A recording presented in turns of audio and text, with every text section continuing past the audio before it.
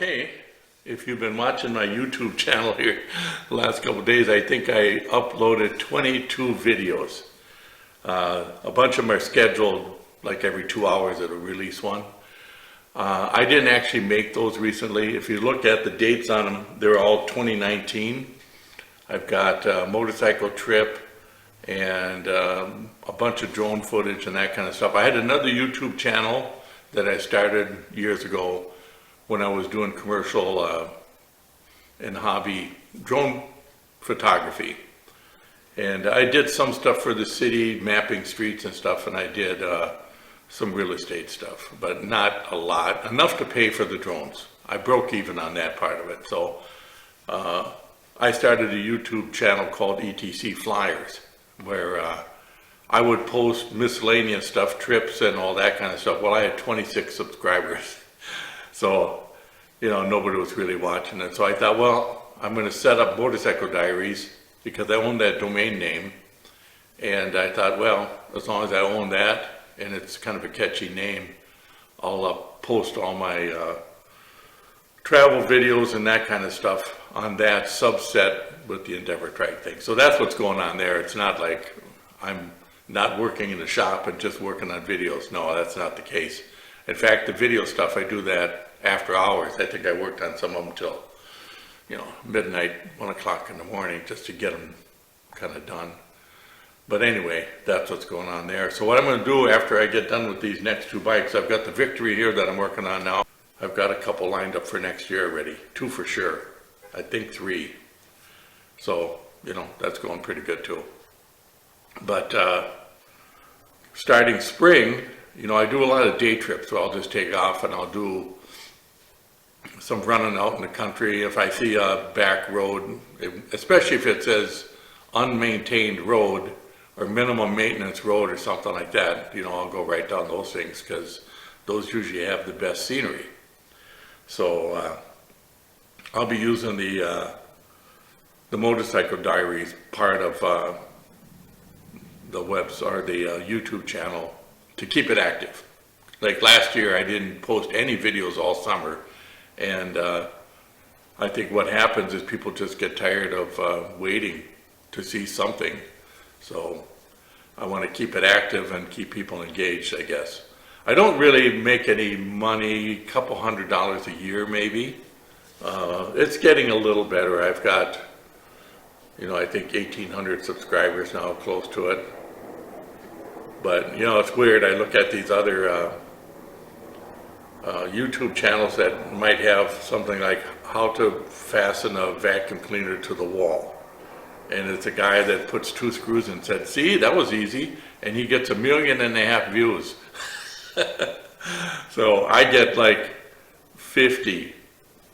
But I don't do the videos for a living. I don't really care. The fact that I make some penny ante cash, you know, enough to pay for my camera, I guess, that's fine.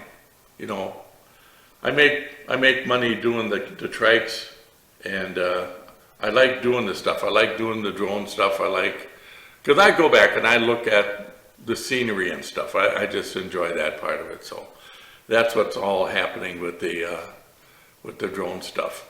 I've actually got 3 drones. I've got a Mavic Air, a Mavic Mini 2, and a Mavic Zoom. The Mavic Zoom is like my heavy duty. That's the one I use for really good stuff. The Mavic Mini 2 is really tiny, and I don't have to have it registered or anything like that because it weighs under 250 grams. And it bypasses all the new rules and regulations and all the nonsense that they're trying to push to limit drone usage. It's a crazy thing. You know, people think if you throw a camera up in the air, you're spying on them. You know, they've never used Google Earth, I guess. And it's just a camera. I mean, a drone is nothing but a flying camera. You know, you can gather your relatives together, have them all stand together, and what do? You climb up on top of a stepladder so you can get a picture of them. Or you fly a drone up 14 feet and you take a picture of them. It's a lot more convenient. It's a lot easier to move a drone than it is a ladder. So That's really all it is. I don't know of anybody who spies on, I imagine there's some, but that's nothing, just, it's crazy what people get kind of excited about stuff. And law enforcement gets kind of jiggy about it because they think they have the right to make you land and stuff, but actually law enforcement has nothing to do with drones. They can't do anything. They can confiscate them and stuff, but you can get them right back because they have no authority. The FAA controls airspace, the police do not. And because I had the police chief here years ago ask me about the rules of drones because he didn't know. And I told him, well, you really don't have any rights to do anything. You can go up to an individual and you can tell them, this is unwise, you're endangering people or you're annoying people or whatever. I ask you to just pack up and move on. That you can do. You can request people to move, and I think 99% of people, like I would, I'd instantly just say, not a problem, I'm not going to argue with it, I'm just going to boogie here. So, that's just common sense. But if there's a real problem, then you have to get the FAA involved, and they will come down and check it out. And they do monitor the videos on YouTube and stuff because if you monetize your videos, then you have to have a commercial license, which I have. I have a 107, so I can legally make money with videos. And it's a crazy thing. I mean, even if you give somebody a picture for free that you took with your drone, and they used it like for real estate, and they used it for profit, you're liable. So you broke the law right there, that is something you don't want to do. So anyway, that's my my spiel on what's happening. I got the little thing done for the ice arena, but I have to make some adjustments on it. It works, but it needs a tweak. So I'm going to work on that later on after I'm done with this Victory thing. I should have the subframe on the Victory today, and that's a big deal. The problem with doing bikes like this is I've only done 2 of them. I did an Arlen Ness, which had flames, and that was actually an Arlen Ness signature model. I did that for a gentleman here a couple years ago, and he was all excited about it. He just loved it.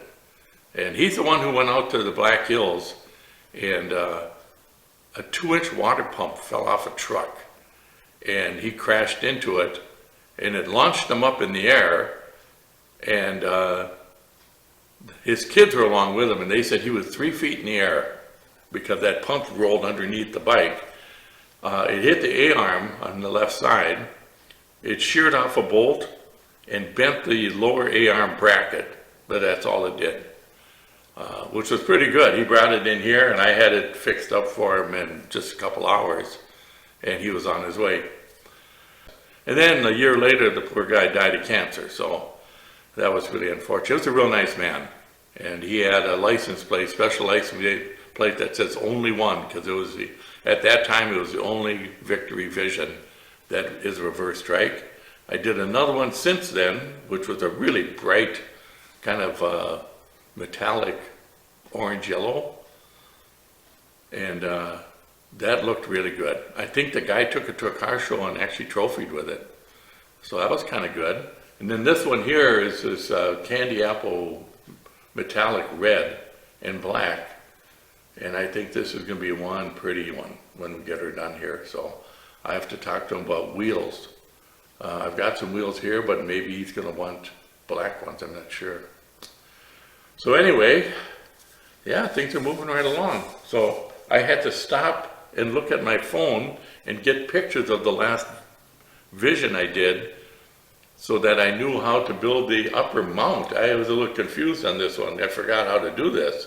When you only do 1 or 2, you have to refresh your memory. So I take pictures of the frames and everything, so I know what direction to go when it comes to, fabricating all the parts for these and all the stress points and all that stuff. And I have to be careful with this one. I don't want to do any welding under the cowling because the gas tank's right there. The gas tank is behind the front fairing, right around the steering head. So I have to be very careful with this one. I really don't want to melt my garage here. So anyway, that's all I got going today. I'm going to drink my coffee, continue working, and we'll do a follow-up at the end of the day maybe.